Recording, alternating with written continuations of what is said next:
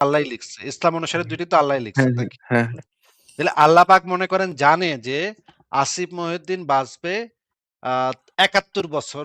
৭১ বছর বয়সে ৭১ বছর ৩ মাস ৪ দিন ৩ ঘন্টা এই সময়ে আসিফ মহিউদ্দিন মারা যাবে। এটা আল্লাহ পাক চূড়ান্তভাবে লিখে রাখছে।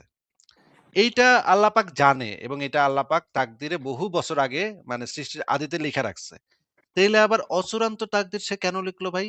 মনে করেন অচূড়ান্ত তাকদিরে সে লিখলো আল ম আ এ মানে মানে আসিফ মহিউদ্দিন ৬০ বছর বাঁচবে। এটারে রাখলো আবার অচূড়ান্ত। তাইলে ভাই অচূড়ান্ত লেখার মানেটা কি বুঝতেছি না তো ভাই। এটা তো হয় না তো। সে হুদাহুদি সে মিথ্যা কথা কেন লিখবে আল্লায়? বুঝছি। আপনার পুরো বিষয়টা আমি বুঝতে পারছি। আপনি যা বোঝাতে চাচ্ছেন ফার্স্ট ক্লাস সবই বুঝছি এবং আমি যে আয়াতগুলো তুলে ধরলাম সেগুলো আমি একটু বিস্তারিত আবার দেখব, সমস্যা নেই। অ্যান্ড এই বিষয়ে আপনার সাথে হয়তো আবার আমার কথা মানে কথা আবার হবে। বাট আমি আজকে যে প্রশ্ন নিয়ে আসছিলাম সেই প্রশ্নটা এটা ছিল না। এই টপিকটা উঠছে হচ্ছে যে ভাইয়া বলে গেল যে আপনি হেদায়েত প্রাপ্ত হন। একথা শুধু সেই বলে না, অনেকেই বলে। এখন তো সে বলে গেল আল্লাহ আপনাকে হেদায়েত দিক, হ্যাঁ? এখন তার কথা অনুযায়ী এখন তো আপনি হেদায়েত প্রাপ্ত হবেন না। আচ্ছা যাই হোক, এসব টপিক বাদ দেই।